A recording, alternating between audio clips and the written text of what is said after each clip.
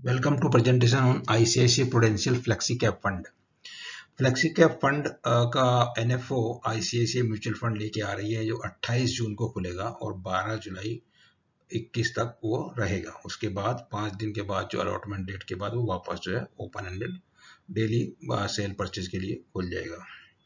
तो इसके बारे में क्या क्या है, क्या इसमें खास है, इस पूरी चर्चा इस वीडियो के अंदर आपको जानकारी दी जाएगी। तो स्टार्ट करते हैं स्टैंडर्ड डिस्क्लेमर के साथ।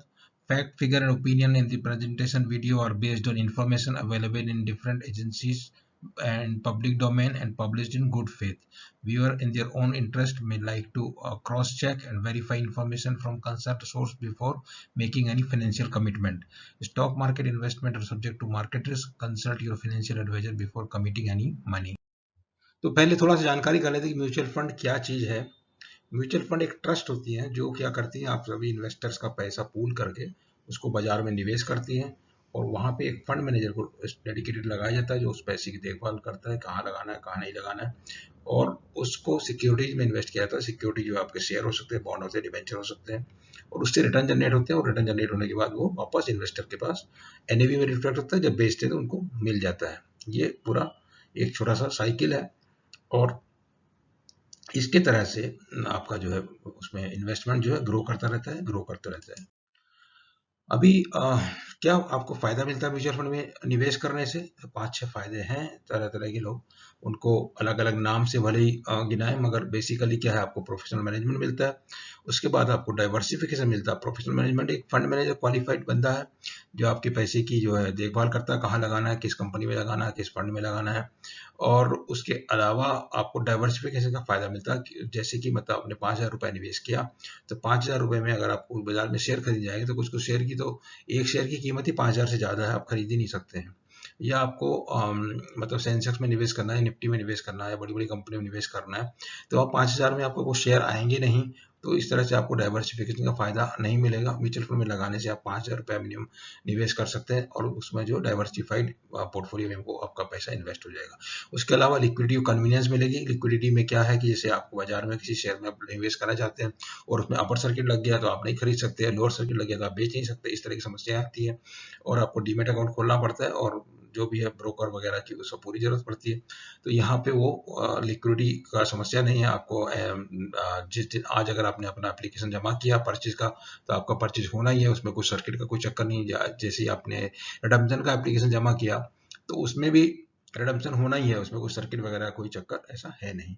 उसके अलावा आपको टैक्स एफिशिएंसी का बहुत बड़ा फायदा मिलता है। इसमें क्या होता है कि जब आप म्यूचुअल फंड में निवेश करते हैं तो म्यूचुअल फंड का में आपका पैसा फंड मैनेजर जो है एक किसी इक्विटी में निवेश, किसी कंपनी के शेयर में निवेश करेगा और उसमें वो क्या देखता है कि जिसे आज निवेश किया उसने, वो तो 6 महीने के लिए या 2 साल के लिए निवेश किया, 2 साल बाद उसका टारगेट अगर अचीव हो गया तो वो बेच देगा उसको और उसको जो है दूसरे कंपनी में निवेश कर देगा। और इस प्रकार से जो उसको फायदा हुआ है, क्योंकि फंड हाउस जो है ट्रस्ट की तरह काम करते हैं, उन पर उसको टैक्स नहीं देना पड़ता। अगर वही काम आप एज इन्वेस्टर करें, एक कंपनी में निवेश करें, आज मान लिया 100 रुपये आपने निवेश किया और या मतलब 10,000 रुपये निवेश किया और 3 साल बाद आपका 10,000 का 20,000 रुपया हो गया, तो 20,000 रुपया जैसे आप बेचेंगे तो 20,000 रुपये में जो 10,000 है उस पर आपका 10% कैपिटल गेन्स टैक्स लग जाएगा। तो और उसके आप बच गया मतलब 19,000। तो अगले आगे निवेश करने के लिए सिर्फ 19,000 आपके पास रहेगा। तो फंड में क्या है कि वो 20,000 का 20,000 दूसरे फंड में निवेश होगा तो आपको आगे का रिटर्न 20,000 के ऊपर मिलेगा। तो इस प्रकार से तो ये जो टैक्स पहले तो क्या पूरा का पूरा टैक्स फ्री था म्यूचुअल फंड में, कैपिटल गेन्स भी था और डिविडेंड भी था, अभी सब टैक्सेबल हो गया। तो उसके बावजूद भी जो है ये टैक्स एफिशिएंसी जो है बनी हुई है। तो यही चीजें यहाँ पे दूसरी इसमें डायग्राम में पिक्टोग्राफिकली दिखाई गई है। उसके बाद जब म्यूचुअल फंड में निवेश करने की बात आती है तो अभी क्या है कि म्यूचुअल फंड में निवेश करना उतना भी आसान नहीं है। आपको कुछ ना कुछ एडवाइस, प्रोफेशनल एडवाइस की जरूरत पड़ेगी, क्योंकि क्या है, इतना ज़्यादा कैटेगरी है, इतने ज़्यादा फंड है, इतने ज़्यादा फंड हाउस है, उनमें से किसको चुनना ये बहुत बड़ा चैलेंज होता है। तो एक आम निवेशक के लिए पहले क्या होता है, जैसे जैसे फंड ये आए थे, शुरुआत हुई 1964 में एक ही था। उसके बाद जो है 80 के दशक में जो है 5-6 ये public sector bank sponsor mutual fund आ गए, फिर बाद में 93 वगैरह में प्राइवेट म्यूचुअल फंड, और उसके बाद एक के बाद एक अभी भी जो है करीब 40 से ज़्यादा म्यूचुअल फंड बाजार में है।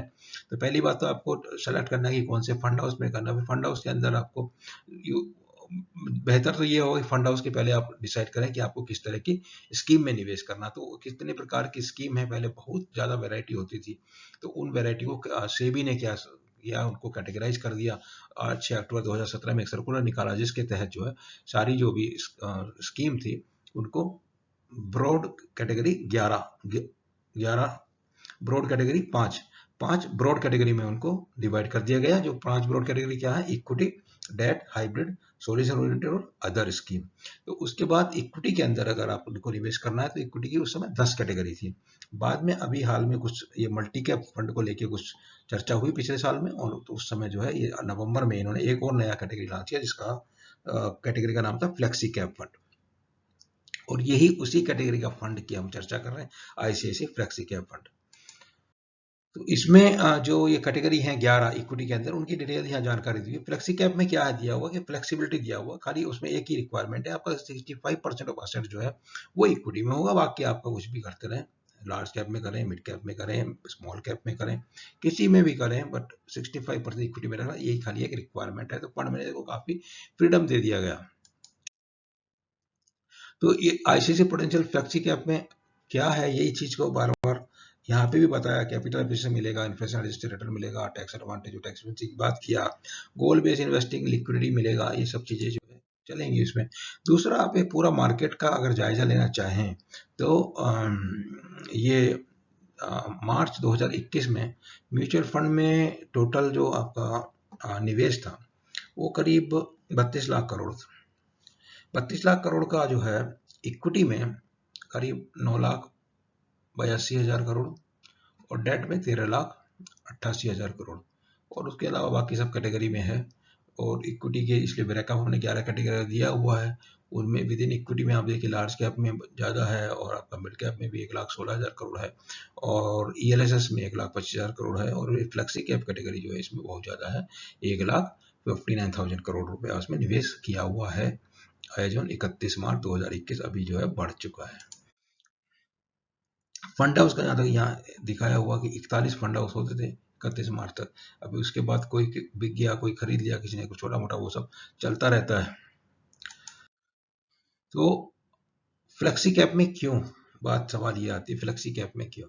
तो हमने यहाँ बहुत सारी फ्लेक्सी कैप कैटेगरी, एक्चुअली क्या था जब जो 2020 की चर्चा करते हैं तो सेबी ने एक मल्टी कैप कैटेगरी जो पहले थी उसमें सभी फंड हाउस की स्कीम थी। मल्टी कैप कैटेगरी में क्या था कि इंसान निवेश करता है मल्टी कैप जान के, और मल्टी कैप में वो चाहता है कि उसका पैसा large cap, mid cap, small cap category के फंड में डिस्ट्रीब्यूट हो। बट जो कानून के हिसाब से जो सेबी ने गाइडलाइन दिया, जारी किया हुआ, तो डिफाइन किया गया था, डेफिनेशन दिया गया था, उसमें जो सब कैटेगरी में कोई कैप जो है नहीं लगाया हुआ। तो उसके चलते हुआ क्या कि कुछ कुछ फंड ऐसे थे जिसमें मल्टी कैप कैटेगरी में 80% ज़्यादा जो पैसा जो है वो लार्ज कैप में लगा हुआ। तो जो लार्ज कैप में 80% मैक्सिमम लिमिट है इसकी लार्ज कैप कैटेगरी में निवेश करने की, लार्ज कैप फंड में। तो लार्ज कैप फंड से भी ज़्यादा लार्ज कैप में निवेश कुछ मल्टी कैप फंड ने किया हुआ था। तो इस तरह की एनामली को दूर करने के लिए सेबी ने फिर उनका कैप लगा दिया एक एक कैटेगरी का। तो 25% जो है आपका लार्ज कैप में होगा, 25% आपका मिड कैप में होगा, और 25% स्मॉल कैप में होगा, और बाकी का 25% आप अपनी मर्जी से कहीं भी कर सकते हैं। तो ये सब होने के बाद हुआ क्या, वो बहुत सारी मल्टी कैप कैटेगरी को जब ये लोग म्यूचुअल फंड ने हल्ला मचाया तो सेबी ने उनको बोला कि ठीक है, हम जो है नया कैटेगरी लॉन्च किया फ्लेक्सी कैप, और वो फ्लेक्सी कैप कैटेगरी में आप जो अपना मल्टी कैप फंड, अगर आप या तो 31 जनवरी तक या तो आप जो है मल्टी कैप की गाइडलाइन को फॉलो करो, या फिर आप अपने आप को फ्लेक्सी कैप में कन्वर्ट कर दो।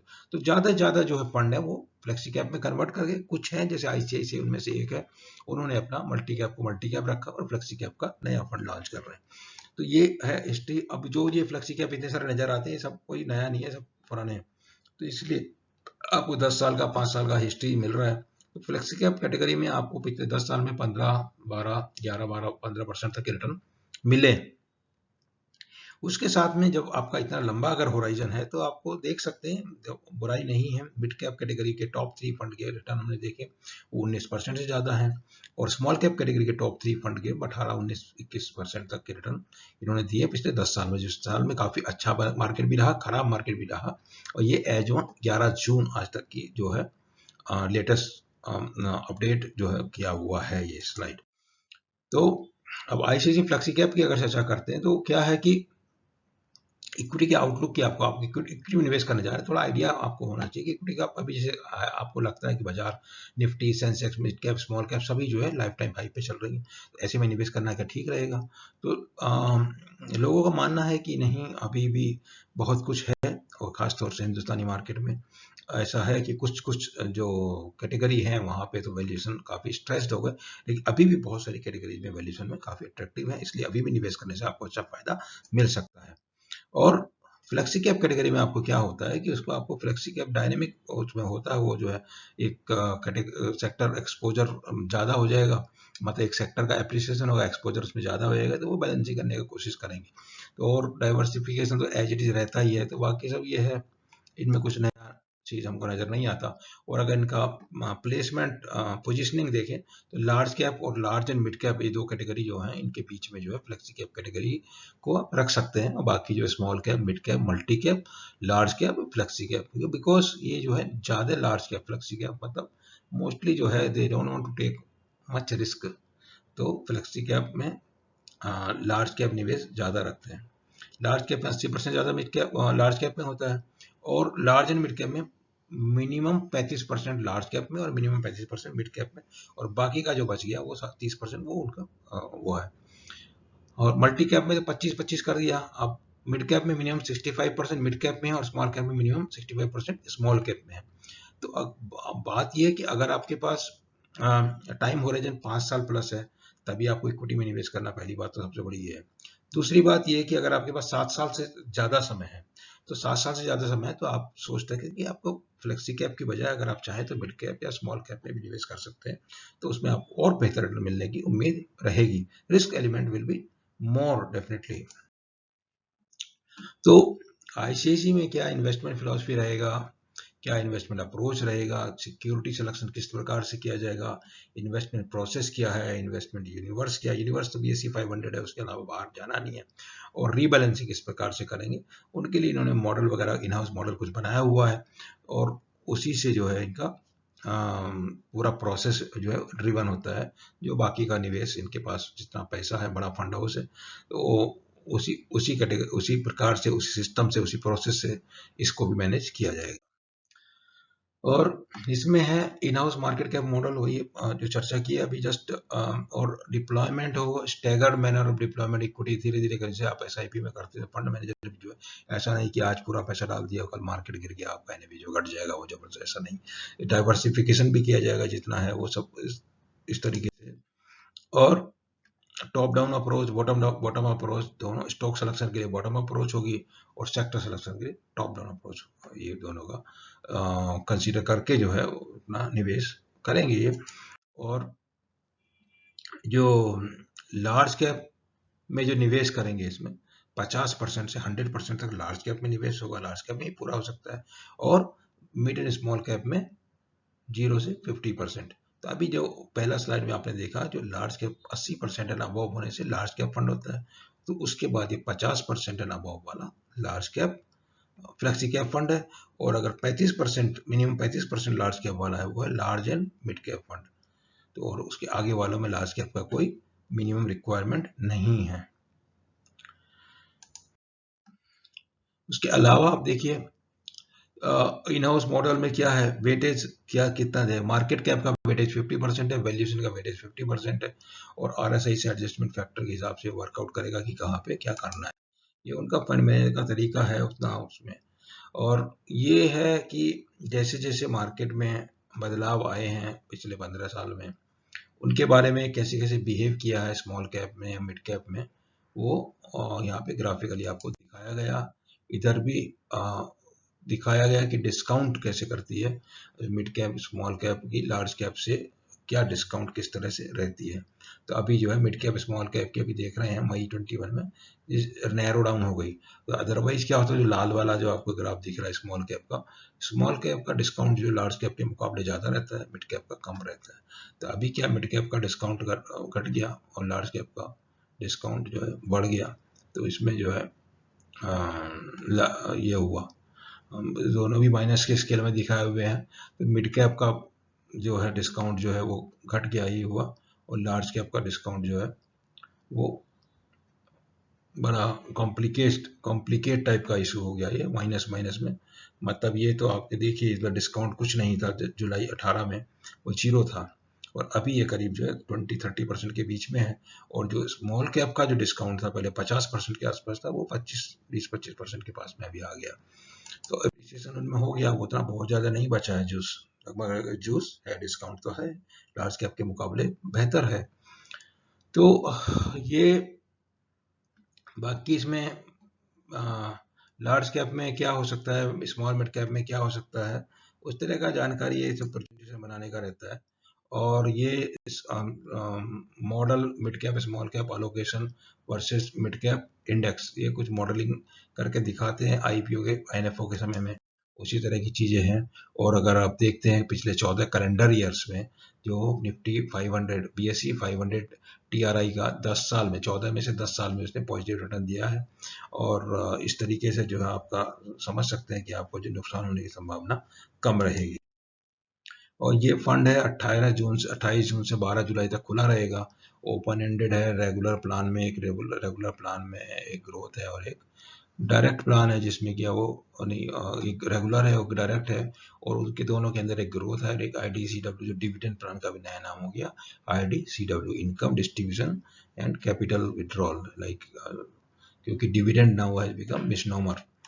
तो 12 महीने से कम में आप लगाएंगे तो 1% लोड लगेगा, 12 से ज़्यादा के लगाएंगे तो कोई लोड नहीं रहेगा। रजत चंदा किसी फंड मैनेजर है, वो बेंच मार्क है 500 BSE S&P BSE 500 TRI index, SIP SWP STP सब उसमें अवेलेबल आपको मिलेगा। तो ये पूरा असेट, जहाँ तक इसका रिस्क कैटेगराइजेशन रिस्कोमीटर में वेरी हाई है, सब इक्विटी के लिए वो वेरी हाई कैटेगरी में आता है। और इसमें असेट एलोकेशन इक्विटी में 100 से 65% तक रहेगा, डेट में 35 से 0% रहेगा, रीट इनविट में भी अप टू 10% निवेश होगा, प्रेफरेंस शेयर में भी निवेश कर सकते हैं अप टू 10%। और लॉन्ग टर्म वेल्थ क्रिएशन के लिए है सभी में, ये तो पहला ही लाइन रहता है, mutual fund itself is a vehicle for long term wealth creation. तो दिस वाज ऑल अबाउट आपका ICICI prudential flexi cap fund. आप फ्लेक्सी कैप फंड में आप बिंदास निवेश कर सकते हैं, और अगर आप बहुत एग्रेसिव इन्वेस्टर हैं तो आप जो है मिड कैप में भी निवेश कर सकते हैं।